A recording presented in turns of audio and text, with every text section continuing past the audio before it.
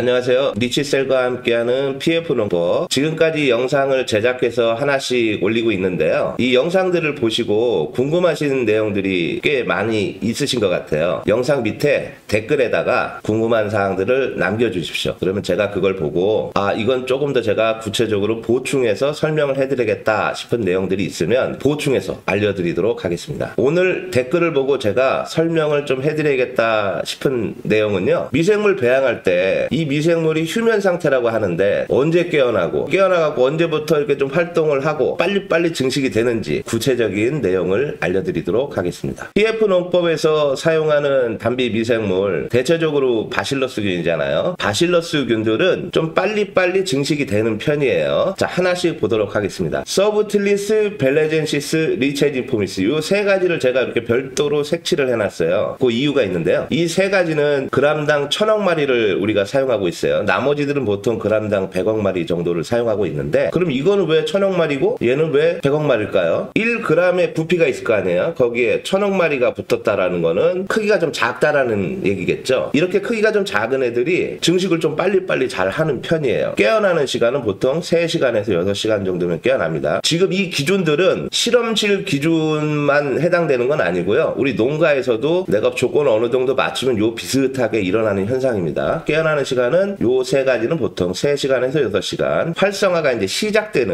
시작되는 시간은 보통 12시간 후. 그 다음에 활성도가 최고가 됐다. 막 먹고 활동도 잘하고 또 한 마리가 두 마리로도 막 나눠지고 그래서 막 숫자도 늘어나고 이런 과정을 얘기하는 거예요. 그런 과정이 아주 빨리빨리 진행되고 있을 때가 활성도가 최고가 됐다라고 표현하는 건데요. 세포의 분열 시간 한 마리가 두 마리로 이렇게 늘어나는 그 시간을 보면 비슷합니다. 이 세 가지는 보통 20분에서 35분 정도 사이면 한 마리가 두 마리로 늘어나요. 이 시간들을 농가에 똑같이 이렇게 될 것이냐? 틀릴 수 있어요. 가급적 이 시간과 비슷하게 맞출 수 있는 환경이라는 거는 물의 온도를 30도로 맞춰놓고 시작하시면 됩니다. 그러면은 빨라집니다. 그리고 무실라지노시스, 메가테리움, 라테로스포러스, 폴리믹사, 바실러스 계통의 미생물들은 대체적으로 6시간에서 12시간, 활성화 시작은 24시간 후, 활성화가 최고가 되는 거는 보통 48시간에서 72시간 후, 세포 분열 시간은 얘네들보다는 조금 늦어요. 보통 한 30분에서 60분 사이 이 정도 됩니다. 단비 미생물에서 곰팡이를 하나 쓰고 있잖아요. 트리코데르마 하르지아눔이라고 하는 곰팡이를 쓰고 있어요. 곰팡이는 깨어나는 시간은 보통 6시간에서 12시간 비슷해요. 24시간에서 48시간 후에 분생 포자를 형성합니다. 바실러스는 한 마리가 두 마리로 세포 분열되지만 곰팡이균은 균사가 뻗어서 끝에 분생 포자라는 게 생겨서 그걸 퍼뜨려서 증식을 한다 그랬잖아요. 활성화가 시작되는 시간을 24시간에서 48시간으로 보고 있는 거예요. 세포 분열 시간은 곰팡이균은 분열이 아니라 곰팡이 균사로 성장하면서 끝부분에 분생 포자를 퍼뜨리는 그런 방식이죠. 페실로마이세스 릴라시너스 우리 선충 6일 때 사용하는 이 미생물도 곰팡이이기 때문에 트리코데르마하고 비슷한데 얘는 조금 더 늦습니다. 그래서 깨어나는 시간도 조금 더 늦고요. 활성화 시작도 조금 더 늦어요. 단비 미생물의 바실러스균 계통들은 이렇게 생겼어요. 분말로. 냄새 맡아보면 청국장 냄새가 아주 진하게 납니다. 고초균, 청국장 만드는 균 그렇게 표현하잖아요.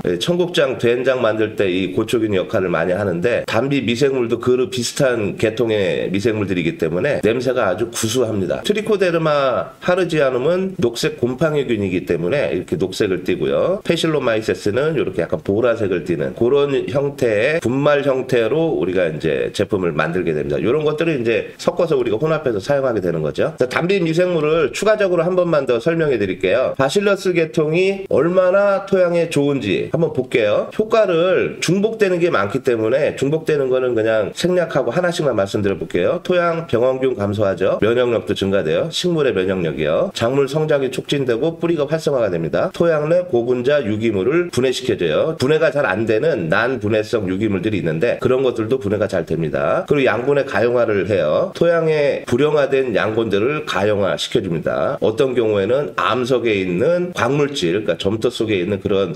영양분들도 가용화 시켜줘요. 광합성 효율이 증가가 되고요. 선충 죽이는 역할도 합니다. 식물 성장 호르몬 분비도 도와주고 자기가 공급도 해주고요. 토양 구조 개선도 해줘요. 이 정도면 우리가 농업에서 필요로 하는 대부분의 기능이 다 있지 않을까요? 자, 그런데 이게 최적 활성화 시간이 보통 24시간에서 48시간 정도면 기본적으로 바실러스 계통은 됩니다. 단비 미생물에는 1번, 2번, 3번에 트리코 트리코데르마 하루지아눔을 넣어놨어요. 자, 그럼 이 트리코데르마는 24시간에서 48시간 후부터 분생포자를 만들어서 이제 증식을 하는 거예요. 사실은 72시간 후가 가장 최적 활성화 시간인데 앞에서 바실러스균을 72시간까지 증식을 시켜놓으면 이 바실러스균에서 나오는 각종 항균 물질 때문에 트리코데르마가 생존하기가 좀 쉽지 않아요. 그래서 바실러스균과 트리코데르마균이 같이 있는 이 단비 미생물 같은 경우는 48시간 정도만 배양을 하게 되면 이렇게 됩니다. 이 그림에서 보듯이 온도를 30도로 맞춘 상태에서 단비 미생물을 넣고요. 배양 키트도 넣고 설탕도 넣었어요. 물론 이제 염화칼슘 또는 질산칼슘, 질산 마그네슘, 붕산 이런 것들도 넣습니다. 48시간 후에 어떤 일이 벌어지냐면 요런 바실러스균은 막대균이라 그랬잖아요. 이 바실러스균들이 이제 막 자랐어요. 근데 여기 중간에 보면 이렇게 쭉 실처럼 생겨서 끝부분에 달려있죠. 예, 이게 곰팡이에요. 이게 트리코데르마예요, 말하자면. 자, 요런 것들도 이제 중간에 막 자라서 분생포자를 퍼뜨리려고 노력을 합니다. 예를 들어서 이게 72시간 아니면은 5일, 일주일 배양을 했다. 그러면은 이 바실러스균들이 너무 많아서 각종 항균 물질이 이 안에 너무 많이 쌓이게 돼요. 그러면 곰팡이가 살 수가 없어요. 단비 미생물을 배양해서 사용할 때 48시간이 가장 좋습니다. 오늘은 궁금해하셨던 미생물의 깨어나는 시간, 언제부터 활성화가 되고 어느 정도 배양 시간이 되면은 숫자가 많이 늘어날 수 있고 이런 거에 대해서 잠깐 말씀드렸습니다. 또 다른 질문이 있으시면 댓글로 남겨주시기 바랍니다. 감사합니다.